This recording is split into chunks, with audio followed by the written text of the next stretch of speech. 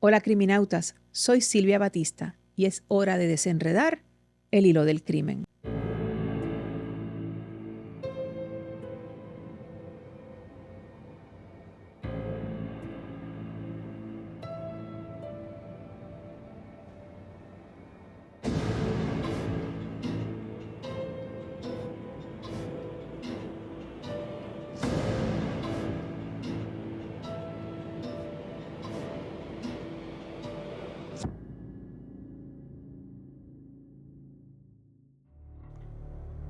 Es el 26 de agosto de 2010.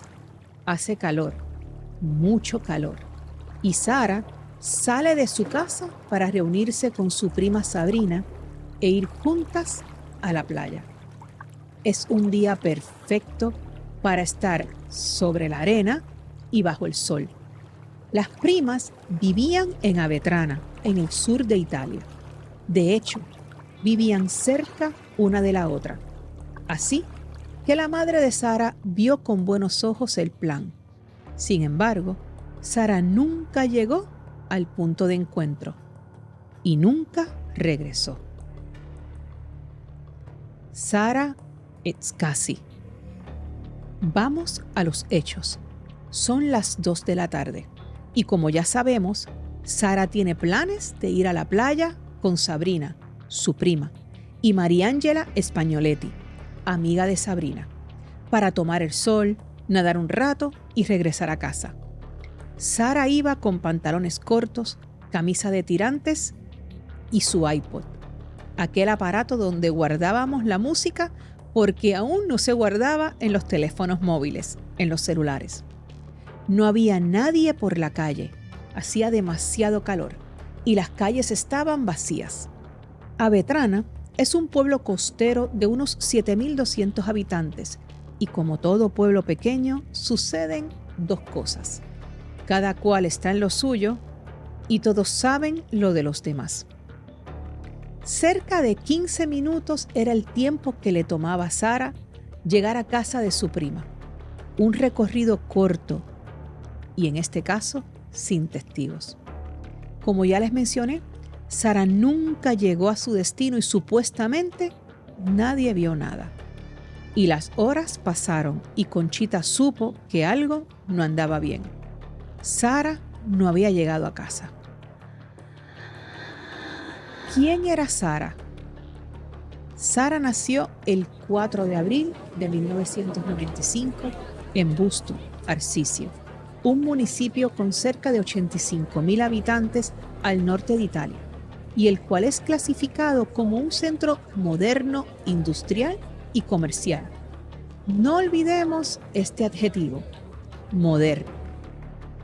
Cuando Sara desaparece, estaba en segundo año de escuela superior. En Italia se le ofrece al adolescente la oportunidad de escoger qué desean estudiar en esta etapa: la escuela superior en Puerto Rico, el instituto o liceo en otros países. Allá, en Italia, dura 5 años. Los primeros 2 años, los estudiantes toman clases regulares y los últimos 3 toman clases especializadas y con práctica. Y Sara escogió hostelería. No está definido si Sara escogió esta carrera o si su madre lo hizo por ella ante las circunstancias en las que estaban viviendo. Pero en este momento, ya Conchita y Sara se habían alejado de los sonidos de la ciudad para arroparse con la tranquilidad de Avetrana. Sabrina era la menor de las hijas de Cosima y Michele, quien nació y creció en Avetrana. Pero volvamos al día de los hechos. Eran las 2:30 y Sabrina y Mariangela esperaban a Sara en la casa de Sabrina, pero Sara no llegaba. Sabrina llama al teléfono de Sara, pero Sara no responde. Y Sabrina comenta muy impaciente: no llega, la deben haber secuestrado. Sabrina igualmente llama a la policía y les dice exactamente lo mismo. Su prima debió haber llegado y no lo hizo, por ende, debió haber estado secuestrada. Pero esto no hacía sentido. Ellos eran una familia humilde, por ende un secuestro no era algo factible. ¿Qué suma de dinero iban a obtener?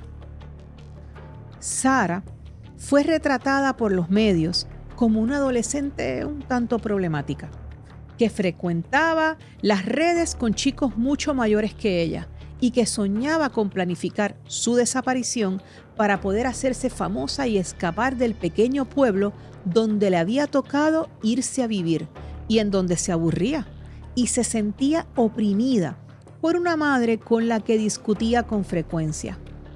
Por otro lado, su madre, amigos y familiares, incluida su prima Sabrina, negaban esta imagen y seguían apoyando la teoría del secuestro, aun cuando las modestas condiciones económicas de la familia hacían improbable esta hipótesis.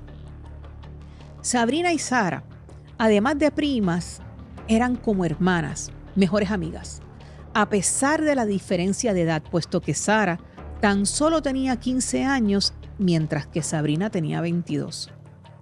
Sara y su madre se mudan a Abetrana cuando el padre de Conchita se enferma y ésta decide mudarse para cuidarlo. Su esposo y su hijo mayor se quedan en Arcicio, donde ambos trabajaban. Conchita era testigo de Jehová, lo que aumentaba la tensión que de por sí se da entre la mayoría de los adolescentes y sus padres en esta etapa en la que se están descubriendo y cuestionan las reglas que ya no desean seguir. Eran madre e hija, se querían, pero Sara prefería pasar la mayor parte del tiempo en casa de su tía Cosima, quien estaba casada con Michele y, por supuesto, con su prima Sabrina, hija del matrimonio. Pero todo cambió cuando llegó al escenario Ivano Russo.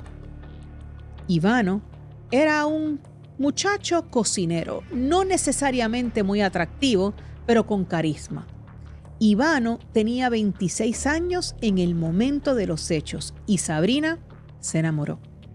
Cada vez compartían más, hasta que una noche Sabrina e Ivano comenzaron a besarse. Pero cuando la cosa se estaba poniendo más intensa, Ivano se detuvo, porque eran amigos y no quería dañar la amistad. Sabrina, humillada y herida, se lo cuenta a Sara, quien, por inmadurez, no olvidemos que solo tenía 15 años, unas fuentes alegan que se lo cuenta a su hermano en Arcicia, quien a pesar de estar muy lejos, tenía conocidos en Abetrana y al poco tiempo en un pueblo pequeño, todos lo sabían ya. Otras fuentes detallan que Sara simplemente se lo comentó a alguien de Abetrana y de ahí, en un pueblo pequeño, pues todos lo sabían.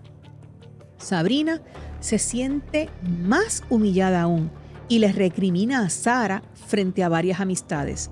Supuestamente otros alegan que luego se arreglan, pero todos sabían que ya no era igual entre ellas. Pero regresemos al 26 de agosto, cuando Sara nunca llegó al lugar de encuentro. Inicialmente, las investigaciones de la policía se orientaron hacia la fuga de la niña o un secuestro por parte de un hombre que había atraído a Sara por Facebook. La búsqueda de la niña continuó durante todo septiembre, en un crescendo de interés mediático que buscó a la madre y a la familia de la madre, en particular a su prima Sabrina, para ser presentados por los principales programas de televisión para pedir por el regreso de Sara a casa.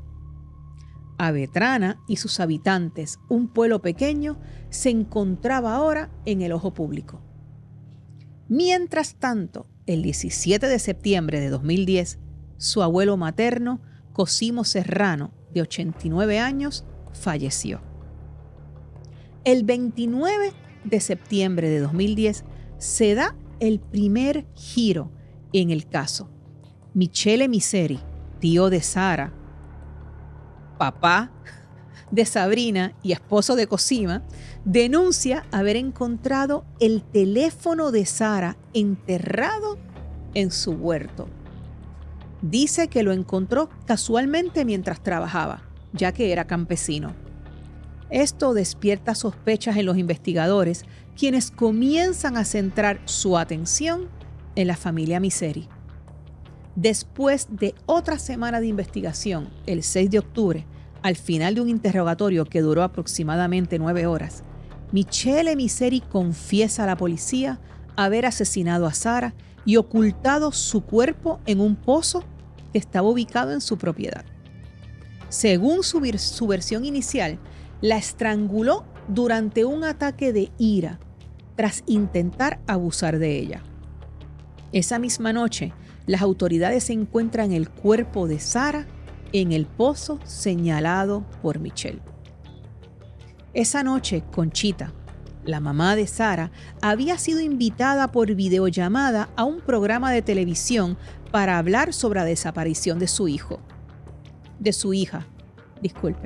El programa, ¿Quién lo vio?, analiza los casos de personas desaparecidas y les da visibilidad mediática, buscando, entre otras cosas, llegar a posibles testigos y, por supuesto, rating.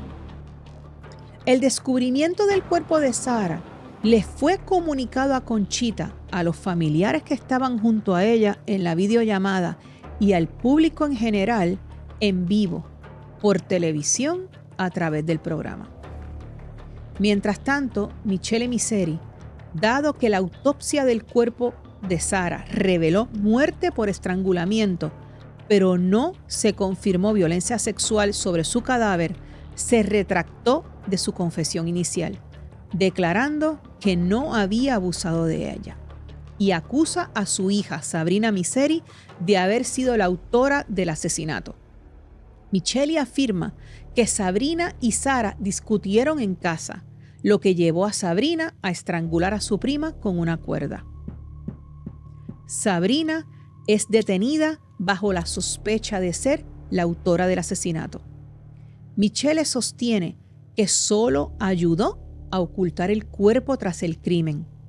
El arresto de Sabrina se hizo basándose también en el testimonio de su amiga Mariangela Spagnoletti, quien informó que al ver a su prima llegar tarde a la cita, o sea que no llegaba, Sabrina Misery estaba sumamente agitada y hasta nerviosa. Las investigaciones comenzaron con la hipótesis de que el motivo de Sabrina eran los celos por las atenciones que su prima Sarah recibía de Ivano Russo.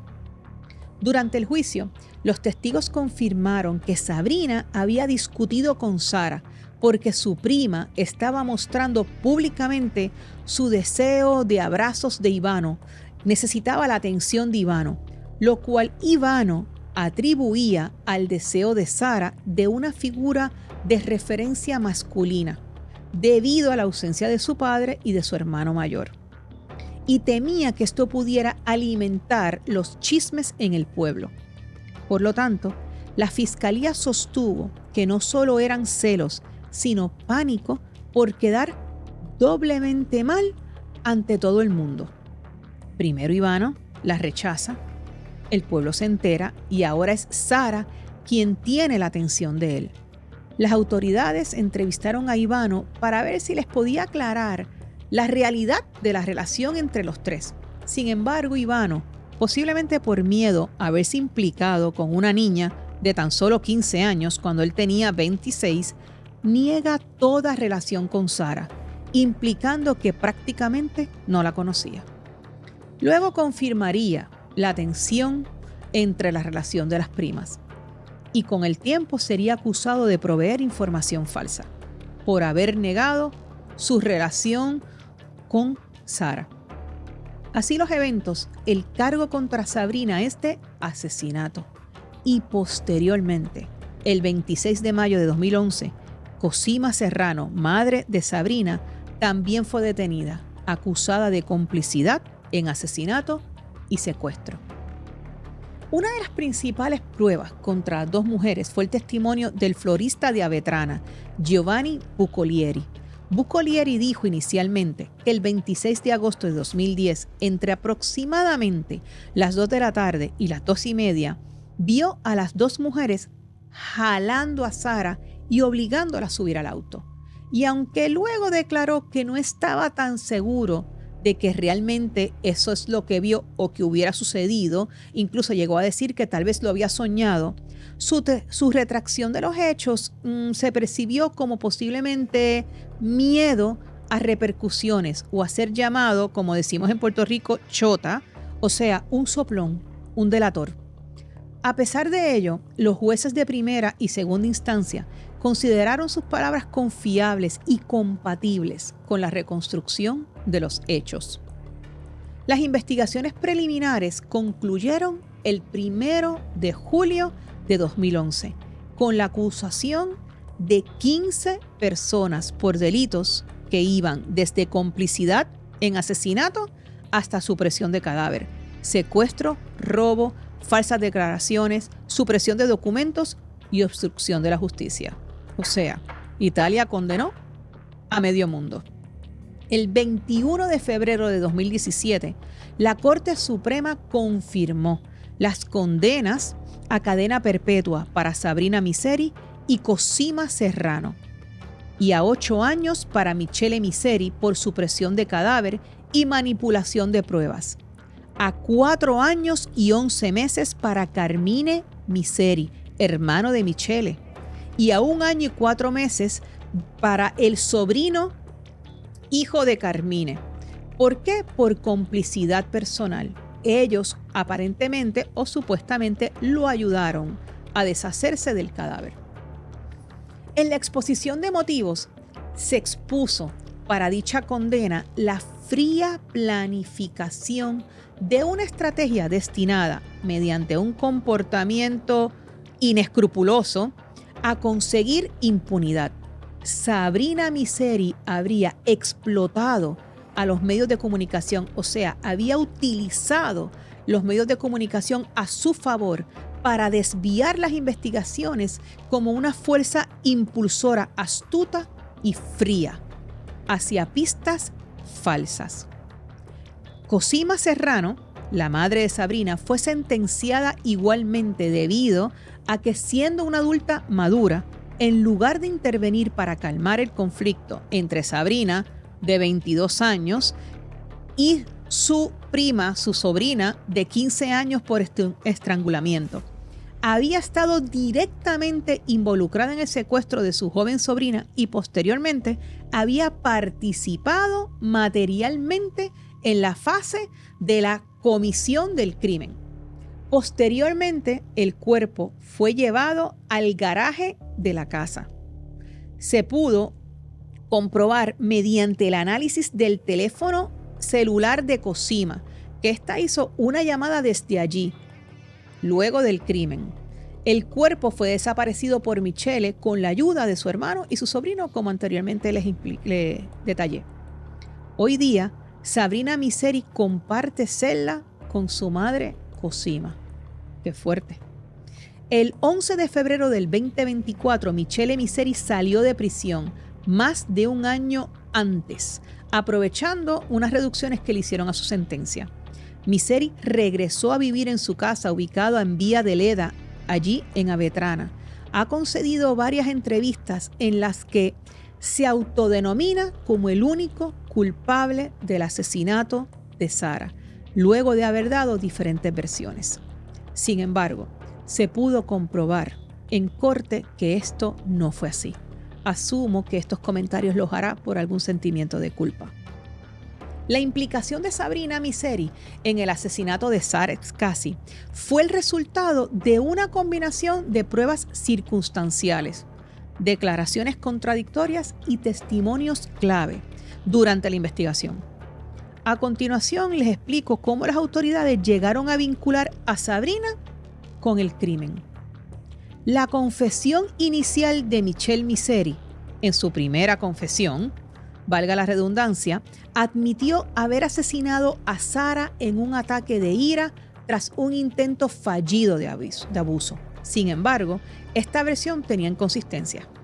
Ya sabemos que días después Michele cambió su declaración y señaló a su hija Sabrina como la autora del asesinato, afirmando que ella había estrangulado a Sara tras una discusión.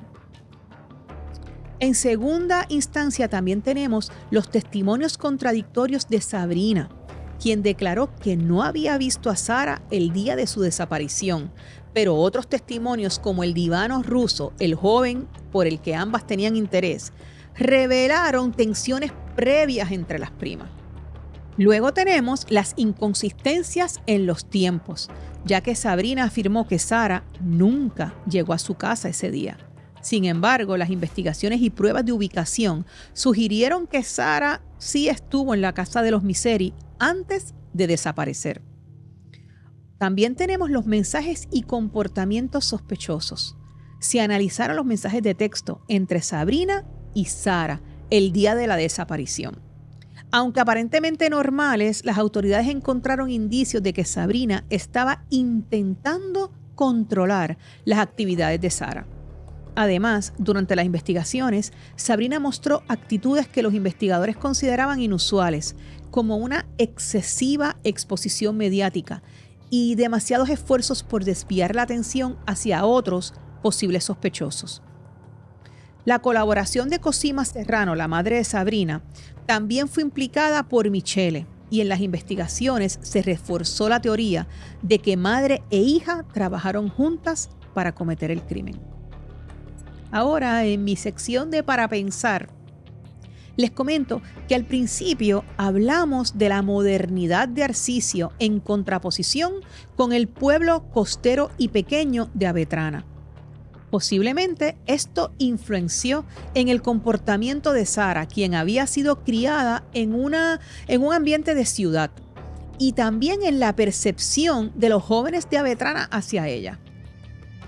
Otra cosa que yo me cuestiono, ¿qué hacía un joven de 26 años relacionándose con una niña de 15 años?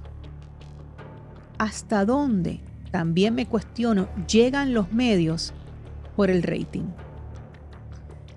No le resto culpabilidad a la acusada ni a la convicta de los hechos, ni a su madre en ser cómplice. Sin embargo, me parece que aquí hubo muchos otros adultos que cometieron delitos, tal y como lo puntualizó la justicia italiana al acusar a 15 personas. Estas son Sabrina, la autora del crimen, Cosima, madre de Sabrina y tía de Sara, Michele, padre de Sabrina y esposo de Cosima, Carmine, hermano de Michele, por ayudar a deshacerse del cuerpo. Igualmente se radicaron cargos contra el hijo de Carmine, el sobrino de Michele, por ayudar a lo mismo, a deshacerse del cuerpo. Al florista y a Ivano Russo los acusaron de falso testimonio luego de que cada uno se retractara. El florista se retractó y Ivano Russo negó conocimiento de los hechos en un principio. De esta forma, podemos resumir que todo el que fue entrevistado por la policía y no ofreció la verdad de entrada fue acusado por lo mismo, por obstrucción a la justicia o falso testimonio. En una comunicación estaba hablando coloquialmente con la doctora Nelly Ríos sobre este caso. Conversamos sobre la importancia de continuar con investigaciones a fondo sobre la revictimización de las personas por parte de los medios. Mientras tanto, como audiencia debemos siempre cuestionarnos cuál es el medio que nos informa, quiénes producen la noticia y con qué fin, y recordar que siempre que hay una persona fallecida, hay una familia que mientras viva llorará su muerte y la forma en que dejó este mundo. Eso es todo por el momento, criminautas. Déjenme saber, como siempre les digo, qué piensan en los comentarios. Entren a la página de GW5 en YouTube, denle subscribe al canal y like al episodio. Igualmente, les recuerdo que por favor en sus comentarios me pongan qué les pareció, qué otro caso desean que investigue y que me pueden encontrar en las redes sociales como El Hilo del Crimen. Hasta pronto, criminautas.